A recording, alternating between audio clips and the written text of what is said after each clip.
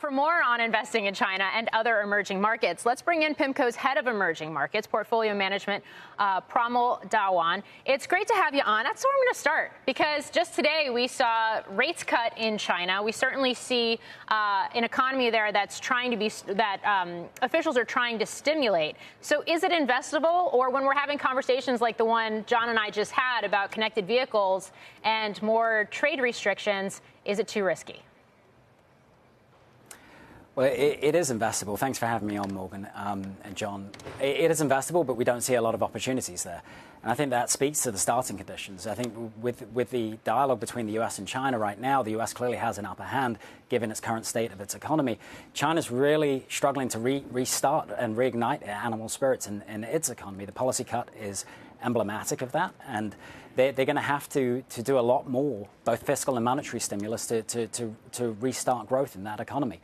And until they do, then I think that there's just better opportunities elsewhere in emerging markets. We can look at India, we can look at South Africa and Turkey as being investable EM economies with high single-digit, low double-digit nominal growth that provide much more attractive returns for investors. Interesting. I do want to get to Turkey with you, but first I'm going to start with India, especially given the fact that you had Modi doing that CEO meeting over the weekend. I mean, here's NVIDIA's Jensen Huang, who caught up with our own Steve Kovac just yesterday.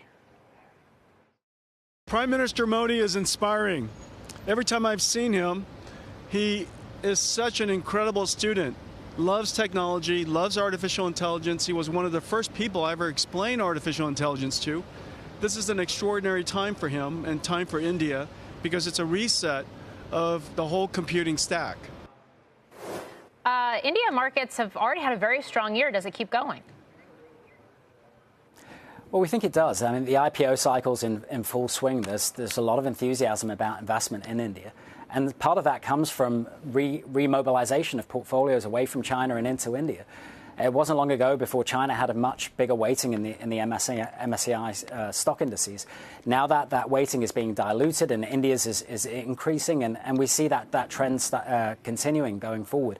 Active portfolio reallocation from China into India and from other emerging markets into India, chasing that economic dividend, chasing some of those IPO booms that we've been seeing. Pramol, it's tempting to look at some of these international markets and think of them like stocks, like, oh, well, it's expensive now, so it has to correct. But when you look at India, the youth population, the population boom in general that they're experiencing, and the adoption of technology, how does that influence the way you look at India as a market in which to invest? Yeah, it really does. I mean, we need to think as long-term investors about the structure that's there.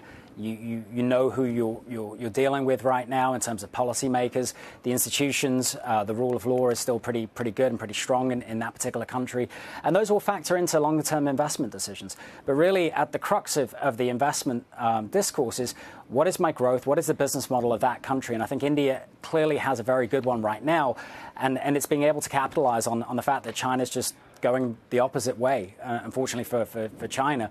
But India, Mexico, Vietnam, and some of the other emerging market economies are just in the right place at that period of time where investors are just looking for that return, but not willing to take that risk of investing in China, especially ahead of the U.S. election. We don't talk about the BRICS as much as we used to. What about Brazil?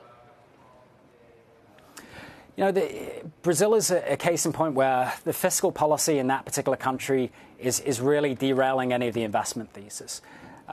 For emerging markets, they can't fiscally stimulate in any way, shape or form like the developed market economies can. So they really rely on fiscal discipline anchoring the investment thesis. And in Brazil, it's clearly not the case. You've had massive fiscal deficits, twin deficits that are in double digits.